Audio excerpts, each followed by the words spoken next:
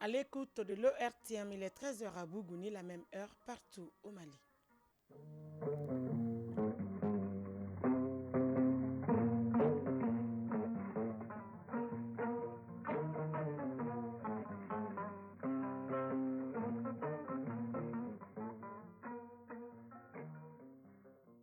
Le journal Aïssata Saliou Maïga.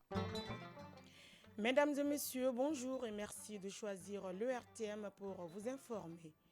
Le ministre des Affaires étrangères et de la coopération internationale, Abdoulaye Diop, a reçu en audience le groupe africain des ambassadeurs au Mali au centre des échanges la tenue de la rencontre de l'AES à Niamey au Niger et la célébration de la journée de l'Afrique le 25 mai prochain. Dans cette édition, on parlera de la situation pluviométrique au Mali. Depuis une dizaine de jours, vous avez constaté que la pluie a arrosé beaucoup de localités du Mali. À quoi doit-on s'attendre dans les jours à venir? Et surtout en ce qui concerne les paysans, quand faudra-t-il commencer à s'aimer? Les éléments de réponse à suivre. Hier 20 mai, c'était la journée de la métrologie, une journée qui permet de célébrer le système international d'unité. L'objectif initial de la convention du maître reste l'uniformité mondiale de la mesure en vue d'une amélioration de la qualité de vie. Dans la page sport, on parlera du cyclisme Tour du Mali dont le top départ a été donné ce matin.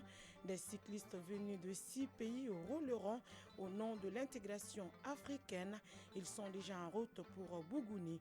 Il sera également question du tournoi IFOA Zone A à Thiès au Sénégal où le Mali pour son entrée en lice a été accroché par la Guinée-Bissau. Dans la chronique initiative citoyenne de ce mardi, Ousmane Dao nous fait découvrir l'association des jeunes pour la culture de l'excellence présente dans plusieurs localités du Mali.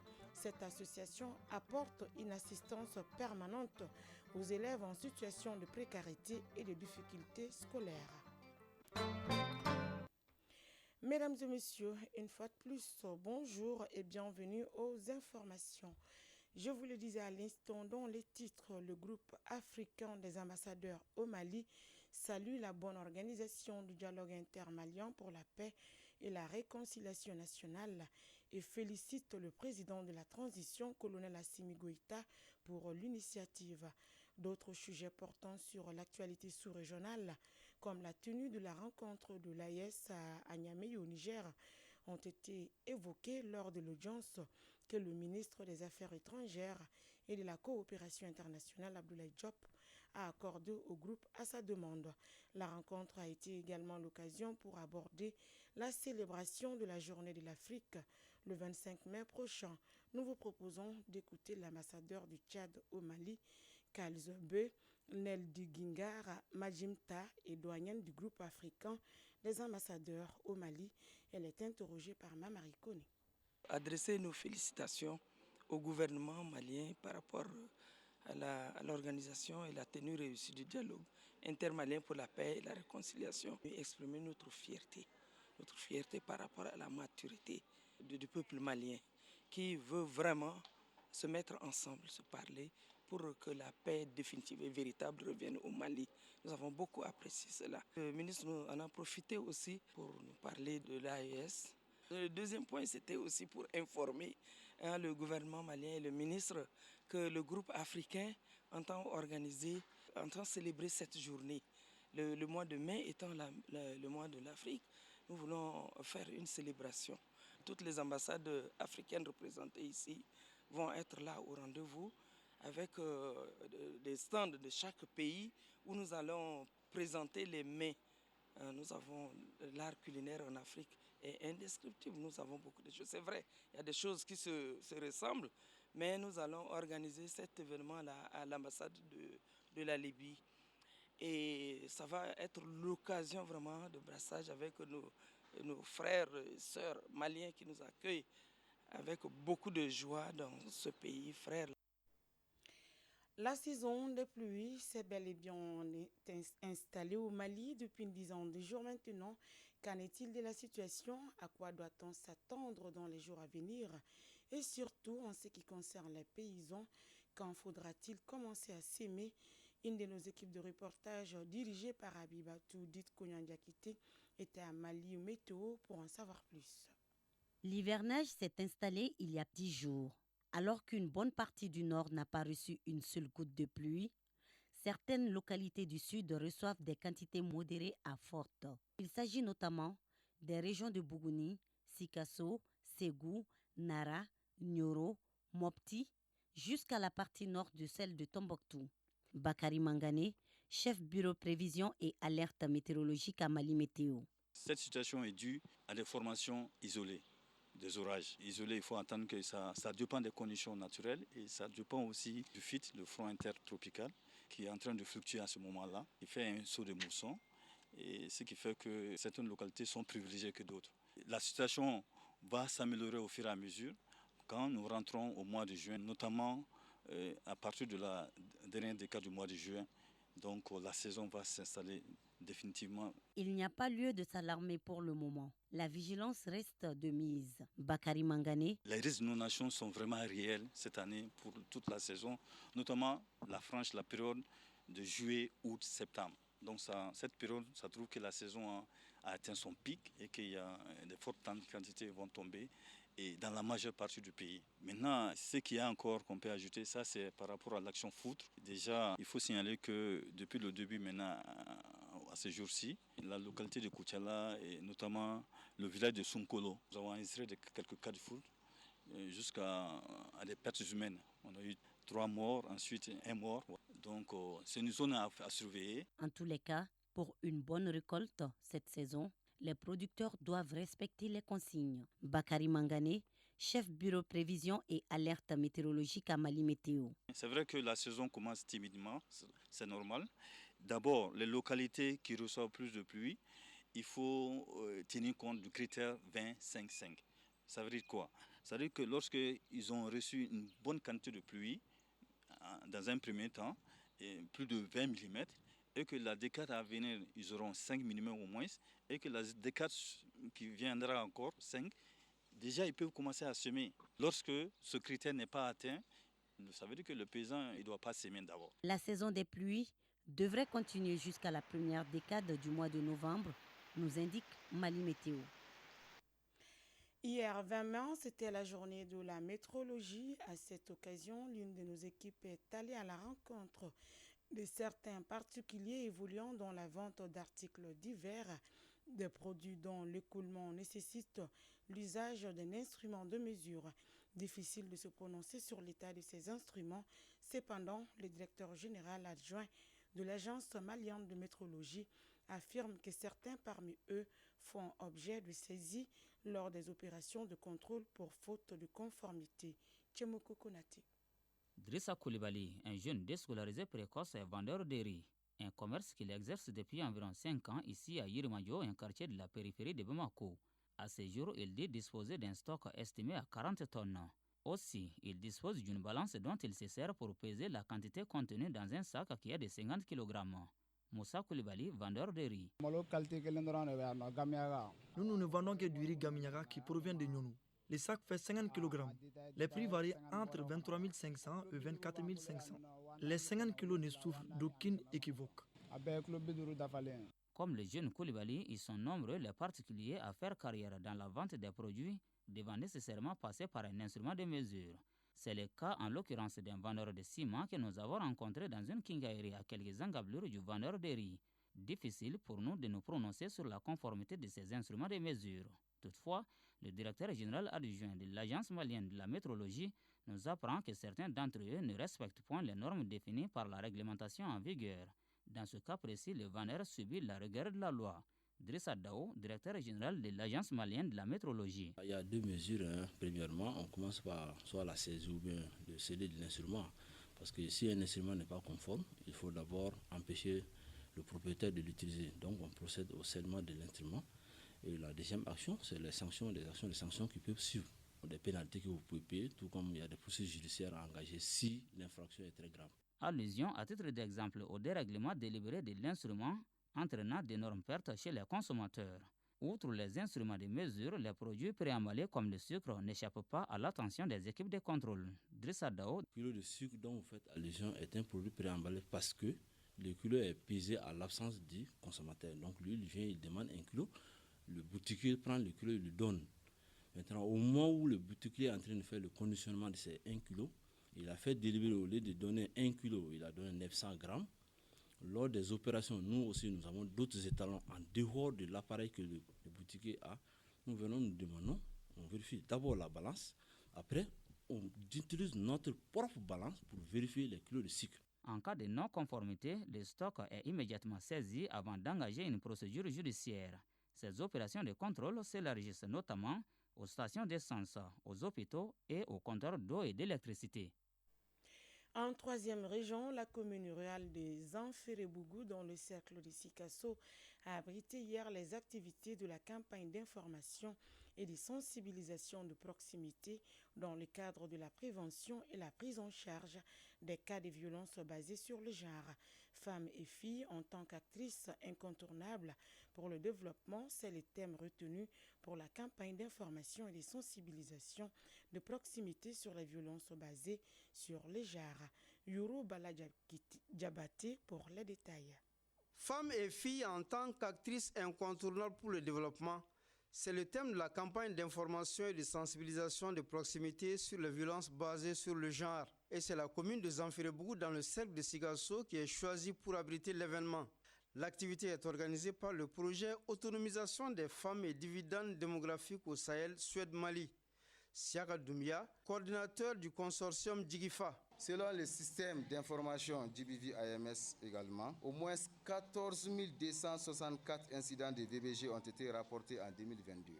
Sur ce nombre de cas, les 98% ont été commises sur les femmes et filles, notamment 39% de viols et 17% d'agressions sexuelles. Ces actes constituent de graves violations des droits de l'homme. Moussa Traoré, représentant de la direction régionale de la promotion de la femme, de l'enfant et de la famille. Cette question est transversale. Ce sont nos sœurs, ce sont nos filles, ce sont nos femmes.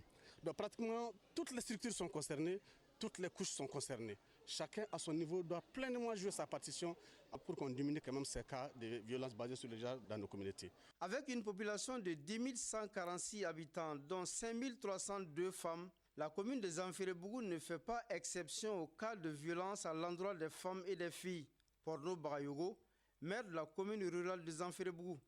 On a des cas de grossesse non désirée, on a des cas de viol, c'est fréquent, souvent ça se termine par des cas de violence, surtout physique. L'animation de la pièce de théâtre sur les conséquences des VBG, sur l'autonomisation des femmes et le développement local a mis fin à cette cérémonie. Sikasso, Yuru Baladjabate et Taourou Konate pour l'ORTM. Quelques mots de l'actualité étrangère. À présent, en Mauritanie, le Conseil constitutionnel a publié ce lundi la liste définitive des candidats à l'élection présidentielle dont le premier tour aura lieu le 29 juin 2024 prochain. Cette présidentielle mettra aux prises le sortant Mohamed Ould Cheikh El Ghazouani et 6 autres hommes. Le Conseil constitutionnel n'a pas retenu la candidature de l'ancien président Mohamed Ould Abdelaziz pour faute de parrainage et incarcéré depuis quelque temps pour atteinte au bien public. Au Togo, la nouvelle Assemblée nationale du pays s'installe ce mardi à Lomé, la capitale. Les 113 députés élus le 29 avril lors d'un scrutin y siègent pour la première fois. Il inaugure la 5e République togolaise puisque l'Assemblée sortante a adopté pendant la campagne électorale une nouvelle constitution pour le pays. Elle fait passer le Togo d'un régime présidentiel à un régime parlementaire et supprime l'élection présidentielle au suffrage universel direct. En Iran, 5 jours de deuil ont été décrétés suite à la mort du président Ebrahim Raïssi dans un accident d'hélicoptère. Au même moment, des dizaines de milliers de personnes se sont rassemblées dans plusieurs villes du pays, comme à Téhéran, la capitale, pour rendre hommage aux défunts. En attendant l'élection qui doit intervenir dans les 50 prochains jours, le vice-président assure l'intérim. Le procureur en chef de la Cour pénale internationale CPI, Karim Khan, a déclaré hier qu'il demandait des mandats d'arrêt contre quelques dirigeants du Hamas pour leurs responsabilités dans des crimes de guerre. Khan a également indiqué qu'il demandait des mandats d'arrêt contre Benjamin Netanyahu et son ministre de la Défense pour des crimes de guerre et des crimes contre l'humanité commis dans la bande de Gaza, selon ces derniers.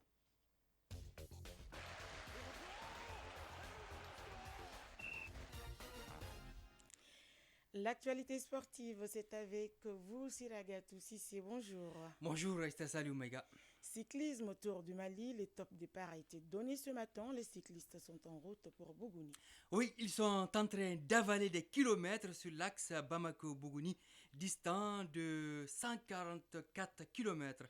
Les coureurs venus de la Guinée-Conakry, de la Côte d'Ivoire, du Burkina Faso, du Bénin, du Niger et du Maroc seront associés à leurs confrères du Mali pour la bataille du maillot jaune remportée l'année dernière par notre compatriote Yaya Diallo. L'enfant de Niena sera surveillé comme du lait sur le feu.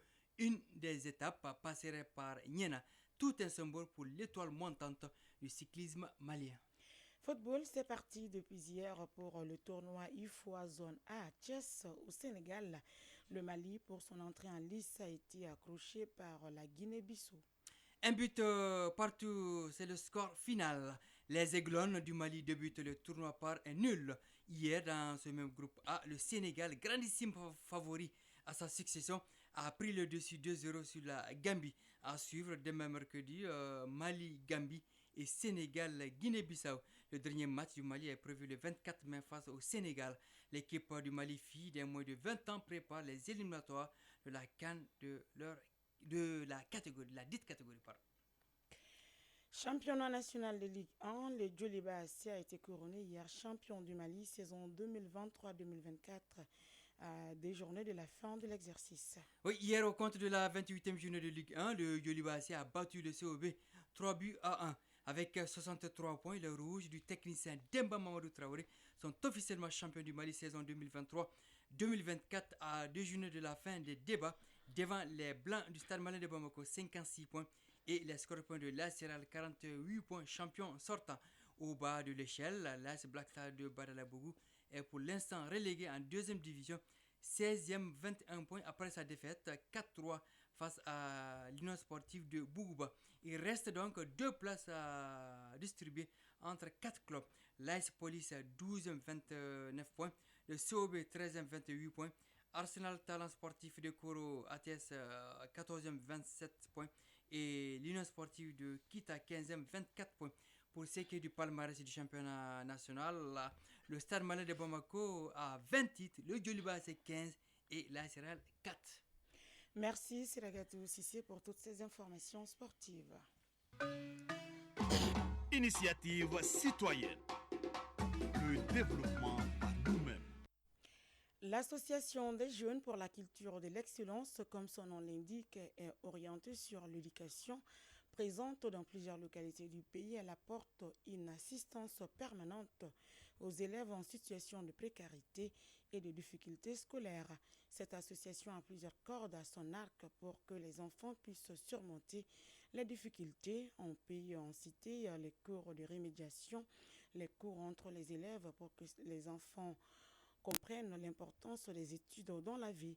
L'association des jeunes pour la culture de l'excellence est dans le viseur de Ousmane Daoua dans la chronique initiative citoyenne de ce mardi. Créée en 2017, l'Association des jeunes pour la culture de l'excellence travaille essentiellement dans le domaine de l'éducation. Cette association aide les élèves à ne pas abandonner les études dans plusieurs localités du pays. Suleiman Minkela Maïga, président de l'Association des jeunes pour la culture de l'excellence au Mali. Les élèves, quand on prend du fondamental jusqu'à l'université, nous allons voir qu'il y a beaucoup d'élèves qui, au fondamental, ils sont brillants, mais au fur et à mesure qu'ils grandissent, ils se découragent ou ils finissent par abandonner suite à des problèmes. Donc, nous cherchons surtout à encourager les jeunes élèves, filles et garçons, pour qu'ils excellent plus et afin de pouvoir finir leurs études et devenir des bons cadres de ce pays-là.